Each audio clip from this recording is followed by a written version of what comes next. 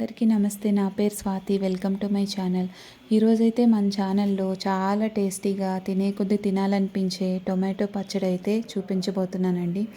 దీన్ని మనము అన్నంలోకి కానీ, ఇడ్లీ, దోశ ఆర్ ఉప్మా లాంటి టిఫిన్స్లోనికి కానీ తీసుకున్న చాలా రుచిగా ఉంటుంది. ఇది బయట అయితే 1 వీక్ వరకు, రిఫ్రిజిరేటర్లో అయితే 2 వీక్స్ వరకు నిల్వ ఉంటుందండి. సో ఈ పచ్చడి తయారీ విధానం అయితే చూద్దాం. దీనికోసం నేను బాగా పండినటువంటి ఒక 1/2 కేజీ టొమాటో తీసుకొని బాగా వాష్ చేసి క్లీన్ చేసుకొని ఇలా చూపిస్తున్న విధంగా చిన్న చిన్న పీసెస్ కింద కట్ చేసుకుంటున్నాను. ఇలా వీటిని పీసెస్ కింద కట్ చేసుకొని మనము మిక్సీ అయితే పట్టుకోవాలండి. పచ్చిదే మనము మిక్సీ పట్టుకోవాలి. మనం చాలా రకాల టొమాటో పచ్చళ్ళు చూస్తూ ఉంటాం. టొమాటో నిల్వ పచ్చడి, టొమాటో చట్నీ మన టిఫిన్స్ కోసం. కానీ ఇది రైస్కి అండ్ టిఫిన్స్కి రెండింటికి చాలా బాగుంటుందండి. చాలా తక్కువ ఇంగ్రీడియంట్స్ పడతాయి.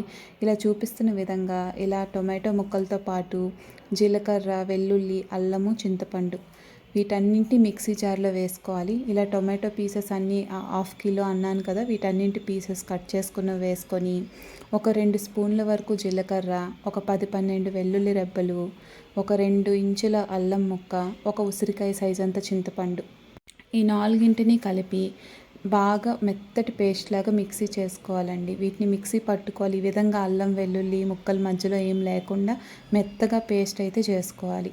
ఇప్పుడు ఈ పేస్ట్ పచ్చిగా ఉంది కదా, దీనికి మనమైతే పోపు పెట్టుకోవాలి.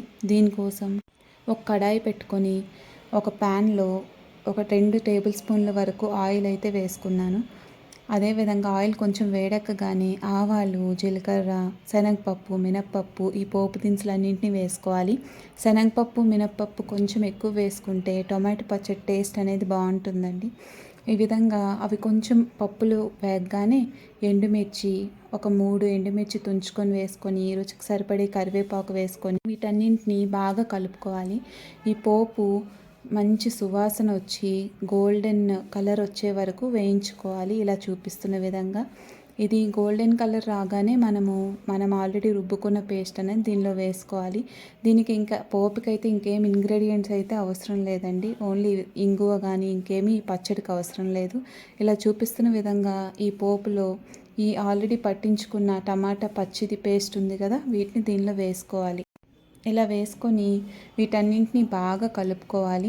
ఇది బాగా వాటరీగా ఉంటుందండి. సో బాగా కలుపుకోవాలి. అలా కలుపుకున్న తర్వాత దానిలో రుచికి సరిపడే ఒక 1 స్పూన్, 1.5 స్పూన్ వరకు పడుతుంది ఉప్పు. అదేవిధంగా ఒక చెంచా పసుపు, రుచికి సరిపడినంత కారం, ఈ విధంగా ఉప్పు, పసుపు, కారం వేసుకొని వీటన్నింటినీ బాగా కలుపుకోవాలి. కలుపుకొని మీడియం ఫ్లేమ్లో పెట్టుకొని ఇలా చూపిస్తున్న విధంగా అయితే మూత పెట్టుకోవాలి. ఇలా మూత పెట్టుకొని ప్రతి 3-4 మినిట్స్కి ఒకసారి కలుపుకుంటూ ఇలా చూపించిన విధంగా అది బాగా టమాటా పచ్చిది కాబట్టి ఉడికి దగ్గర పడుతుందండి. ఇలా దగ్గర పడి స్లోగా చూసారా ఆయిల్ రిలీజ్ చేస్తుంది.